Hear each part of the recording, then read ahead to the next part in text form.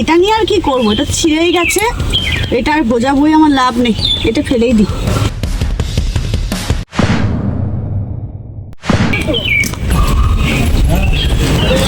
এই গাড়ি থেকে নামো, নামো গাড়ি থেকে। শোন এদিকে আসুন, এটা কি? আমি এটা ফেলিনি। আপনি ফেলেননি? হিন্দুস্তান ফৌজির চোখে ফাঁকি দিবেন?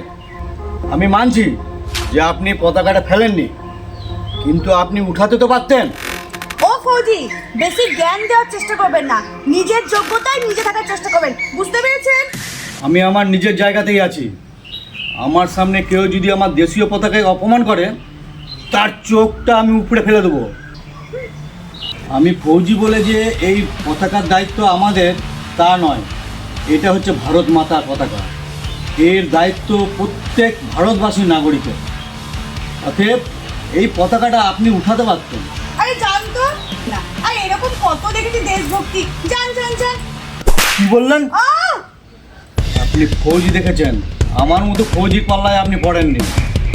আপনার সাহস তো কম নয়, আপনি একজন মেয়ের গায়ে হাত তুললেন।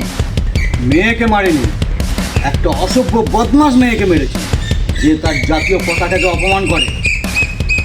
আমাদের ওই শিক্ষা নয় যে একটা দেশের নিরপরাধ মানুষের গায়ে আমরা হাত তুলব। আমাদের দেশের মাকে যে অপমান করে তাদেরকে আমরা। তোমার কি যোগ্যতা আছে কি তোমার? ফৌজি হয়েছি বলে আমাদের গর্ব, এটাই আমাদের যোগ্যতা। তুমি তো বছর 25 থেকে 30 হাজার টাকা ইনকাম করো, আর আমার যোগ্যতা দেখো, আমি 10 লাখ ঘুরে বেড়াই, বুঝতে পেরেছো? 30 লাখ টাকার গাড়িতে চড়তে পারো, কিন্তু আমরা হচ্ছে -50 ডিগ্রি ঠান্ডা, +50 ডিগ্রি গরম, আর বর্ষাতে বর্ডারে দাঁড়িয়ে থাকি দেশকে রক্ষা করার জন্য। আমরা দেশ মাতার জন্য আমরা হাসতে হাসতে ছাতিতে গুলি খাই, ওটাই আমাদের আনন্দ। তুমি কি জানো ওসব সম্বন্ধে?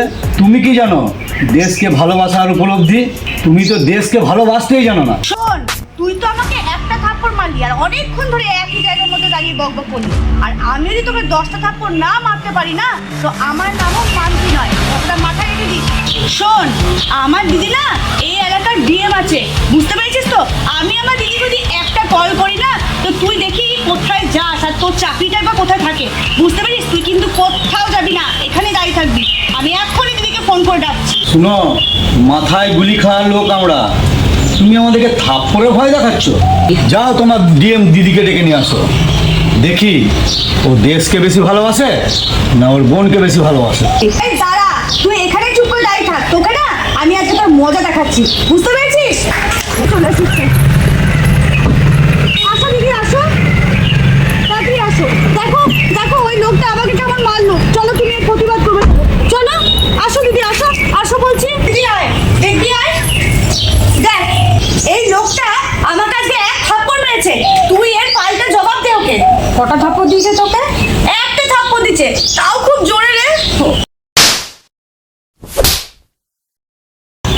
দেখ তো দিদি, এই ছেঁড়া পতাকাটা নিয়ে আমি কি করব? তাই আমি এই পতাকাটা ফেলে দিয়েছি। বোন, 1 মিনিট বোন, এটা কত টাকা বোন?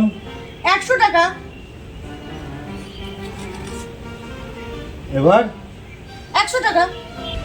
বড় লজ্জার কথা, 100 টাকা, 200 টাকা, 500 টাকার নোট ছিঁড়ে গেলে তার দাম কমে না, কিন্তু আমাদের এই জাতীয় পতাকা যদি ছিঁড়ে যায় তাকে কি তুমি ফেলে দেবে?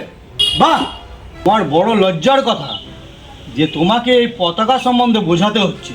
তুমি এই পতাকাটা সামলাতে পারছো না, আর আমরা বরফে পাহাড়ে 20-30 কেজি ওজন নিয়ে দাঁড়িয়ে থাকি আমাদের দেশের জন্য, এই দেশকে রক্ষা করার জন্য।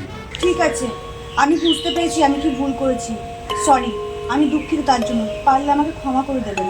শোন মাম্পি, তোকে একচোর মারলো বলে তুই রাগ করলি, জানিস উনি কে? উনি একজন ফৌজি, দেশমাতাকে উনি ভালোবাসেন, তার সামনে তুই দেশের পতাকাকে অপমান করলি। ওদের জন্যেই আমরা রাতে শান্তিতে ঘুমাই, বুঝলি?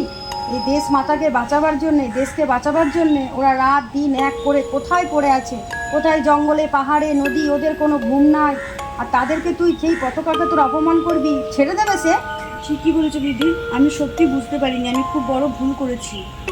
শুনুন, বোন যখন নিজের ভুল বুঝতে পেরেছে তখন ও